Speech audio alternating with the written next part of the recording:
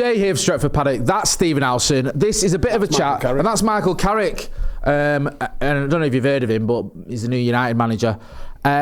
We thought we'd have a quick chat just about a little bit of a tactical look. We know that Ruben Amorim likes his 3-4-2-1. We know that certain people at the club weren't happy about that. I know you've had a long look at Michael Carrick and what he did at Middlesbrough and what sort of tactics and style you expect from him. Are we just going to get back to a bit of volleyball here? Is this 4-2-3-1? Is that the sort of the MO here that you're expecting? It is, but it'll be different. In what way do you think it'll be different than what we saw? I'm going to do a full sort of animated one on my channel. Yeah.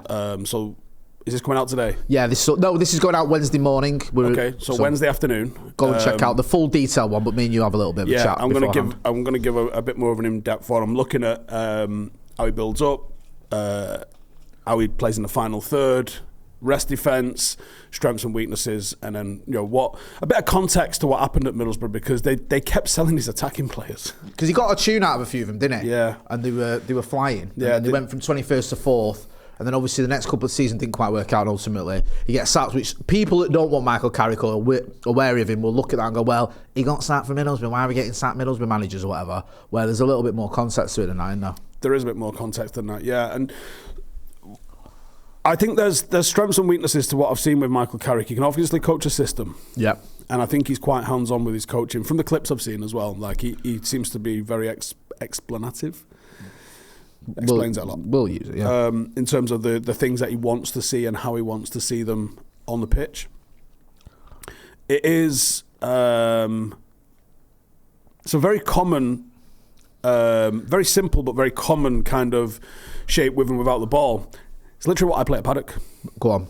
So it's 4-2-3-1. Yep. It looks to fill all 5 zones in attack, and people will be like, wait, you mean like, yep. It's very common.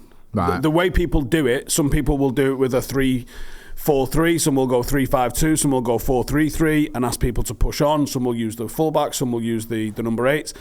Filling all 5 zones of the final third is an extremely common, if not almost default setting for most people. So it's not like I'm doing anything fancy, and it's not like Carrick's doing anything fancy. It's kind of just the way football is kind of played at the moment. Will we see a big difference then between what we've been seeing under Ruben Amorim and what you expect to see under Michael Carrick? No. Because that's what most people are going to be worrying about, or not worried about, wondering. The difference will be... No. Right, so that's fair enough. I think the difference will be, it will be 3 midfielders. Yep. Bruno Fernandes will add something to the final third, so he will end up being one of the 5. You will see one of the fullbacks push up. If I was guessing, I expect Bruno and Dorgu join the forward 3, and that's your 5. Right. So that's the 5 that will go across the edge of the pitch. Then your midfield pivot will sit in behind, and then you'll have your right back, which I'm assuming will be Mazraoui, and you're kind of thinking, Mazraoui played right side centre half. This is the fucking same. It kind of is, but it won't be... I'm going to say it won't be rigid, but that's one of the weaknesses that I've seen so far with what Carrick does is a little bit rigid. Right, okay. He likes crosses into the box, so that might be a bit of an elevation of what we saw in Ruben Amorim. We didn't really see United crossing the ball into the box, especially when you've got someone like Sesko. Again, I don't know if that was just because it was Middlesbrough and it was a championship, but we do see him crossing quite a lot, and from like the corners of the box. So I think that might be something that he brings. There's definitely structure to it. There's definitely an emphasis on getting the ball forward, as you would imagine, playing through the thirds when it's Michael Carrick. That's his game. That's his jam. It's quite structured rest defence, and it's quite structured in offence. The issue is he struggled against teams that pressed. Again, might have just been Middlesbrough though. Yeah. You got to think, what are you dealing with here? He's not took over prime Real Madrid, has he? He's took over Middlesbrough. They did struggle against teams that pressed him, and it did fall to pieces a little bit. And it didn't seem like he had a plan B if a team sat in against him. So, when you were saying, is it a little bit more like Ollie Ball? Might be. Right, okay. Because that was one of the criticisms of Ole Gunnar Solskjaer, wasn't it? The very good counter-attacking. We saw that. Some of those games, the games against PSG, the games against Manchester City, are the ones that obviously stand out. But if it's a little bit more sort of low block almost, there was times when Ollie just didn't really have an answer to that. I don't know if Middlesbrough had the players that could live in the chaos factor as well, but United do. Yeah. The likes of Bruno and Bumo, Cunha, I think they really come alive when it's a bit of chaos, and like They have got the game IQ to be able to figure something out when it's like that. I know it's a difficult question for you to answer because we've not seen anything of Michael Carrick in this guys at United now. But are there any players you think can benefit from Michael Carrick being the manager for the rest of this season? Is there anyone you look at and you go, do you know what? I could see him maybe getting a few goals or shining a little bit more or whatever. The only one I can think of is Mainu, because Rio did an interview with Carrick, didn't he, a couple of months ago? I think I saw that this morning and I was like, pants down, yes. And he name-checked Mainu. He said he would build a team around him. Don't. Well, there's the keys, Michael. so like, let's see if he could. So off the top of your head, you think, him. At the same time, I also think Mazraoui.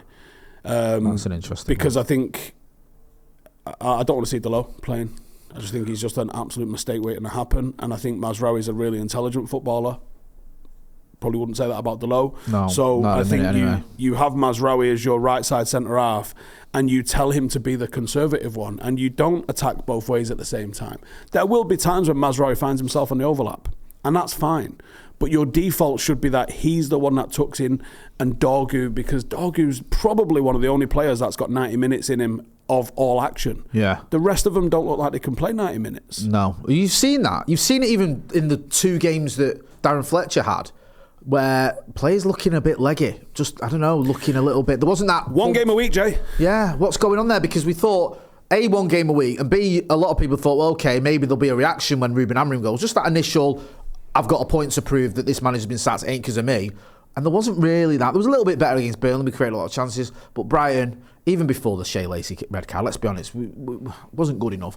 So it was the 8.5 minute. That's what I mean. We can like try and blame it on that red card. But well, we went out of 10 men. Yeah, for all of 1 minute of normal time, plus added time as well. And there was 5. One of the worries or the sort of criticisms that people had around Amorim was that we didn't have the players for this system. Do you think now this is going to be easier with the players we've got? Do you think Michael Carrick will have a system that fits these players?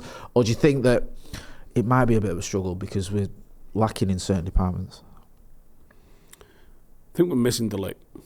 Yeah. I think he was one of the real standouts this season. Yeah, I agree with that. And I think Delic alongside Martinez, I'd have quite a lot of confidence of where we're going to go. I think that's a great combo, that man. Really is. Do you know what I mean? Dorgu's a real rough diamond. Yeah. But I think there might be a player there because I think the attitude on him and he's game, innit? Yeah. You know what I mean? Do you know, and that goes a long way, that. I'll stay, you know me, I'm probably the most simple person on this channel. I just want to see players that are up for it. For starters, you put the United shirt on, show me you're up for it. If you're an attacker or an attacking fullback, whatever, run at defenders, try and create something. Want the ball, want to have it and try and make things happen. I'll never criticise a United player for trying to make things happen. And I see a little bit of that with Dorgu when he's getting forward and people will misquote me here or clip this up and go, oh, you're comparing him to what, Dennis Irwin or whatever. No, I'm not saying he's in that class because he ain't. But he's that kind of Dennis Irwin is nearly 60. Yeah, to be fair, yeah, exactly. But he's someone who, like, them old fullbacks who you see United who get down the wing and who'd want the ball and do the overlap. He's got that in him. Do you know what I mean? Like those Evra types. I'm not saying he's as good as those, but he wants it and he tries to create things even as a fullback. So I'm all about that. If we can see that gets the crowd going. It gets a bit of, a bit of that swagger back because it's just been deflating on it really this season. Awful. And especially with the 1 game a week. Someone said before we've got 3 games in 41 days coming up.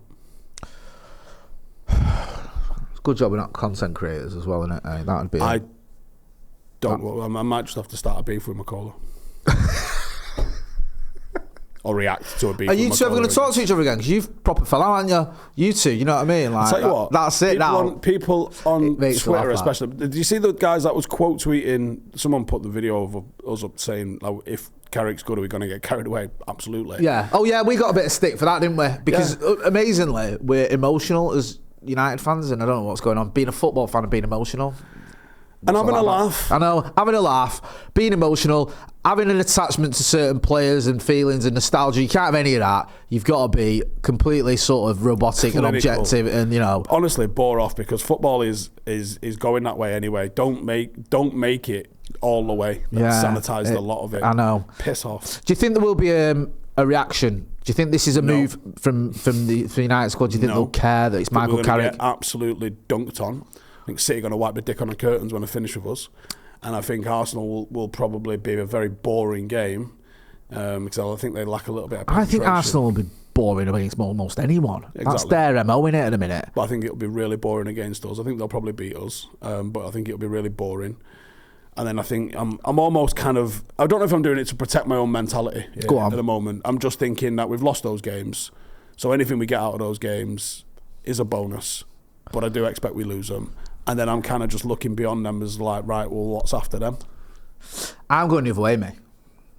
You're going to be hurt. I know I am. You're right, but I'm going to have a little bit of delusion until we lose to City, and then I'll be like, yeah, we're going to lose at the Emirates, and we'll probably lose against Fulham and whoever else we've got, and it'll just be horrible.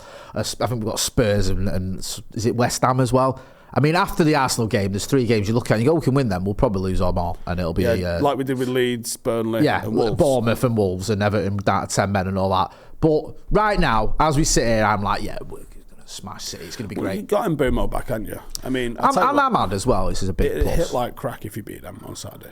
This is what I mean, man. Michael Carrick in the dugout. Mate, just think of it. Just allow us, right, before you'll start getting all you clip this up, I don't care. But just why not just have a little bit? Yeah. Steele replied to you. He loves it. He'll quote you. Don't mind if you've got 1 follower. I'm sure you know what he's like. You don't equal opportunity. Yeah, you're not prejudiced. You are. It doesn't matter if it's got 1 million followers or 1. You'll quote tweet him and insult him in the same way. I'm always impressed with that. So we'll look forward to your video out later on today, where you're going to go more in depth into what we can expect from Carrick Ball. But first of all, let's just have a little bit more positivity. Let's try and at least take the game to a few teams. Well, I saw all the comments on the video I did yesterday where said I'm optimistic. No, I said I'm choosing to be optimistic because it doesn't do my mental health any good to sit here and be devoed. I know I've just sat here and said we're losing those 2 games, but that's because I'm looking beyond them. Yeah. But I'm hoping that it is optimistic. I hope it's good.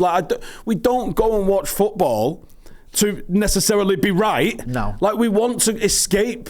Like, it's sport. As I said, man, it's such a weird thing for 80,000 people to go and watch 11 strangers kick a ball around dressed the way they are. It's really, really bizarre behaviour. If you was an alien that came to analyse it, you'd be like, what the hell is this? I think you're right. And I think it's for us as well, doing what we do. We do this because we love Manchester United. And we sort of, was a sort of... It's Stockholm syndrome at this point. Yeah, it was all of Manchester United, and it's like, if you can do something on the back of that isn't just watching the game, is a bit more than that, that's great.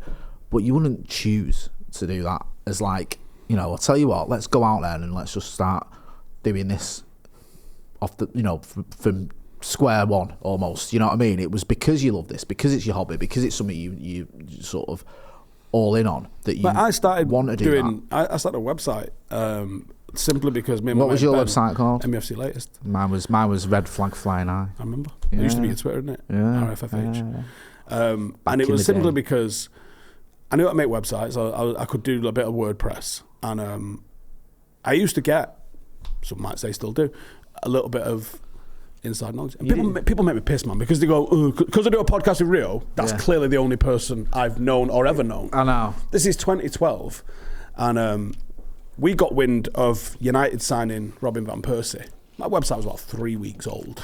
Okay, so you can imagine the shit we'd have got now, when things get a bit more verified than they were then.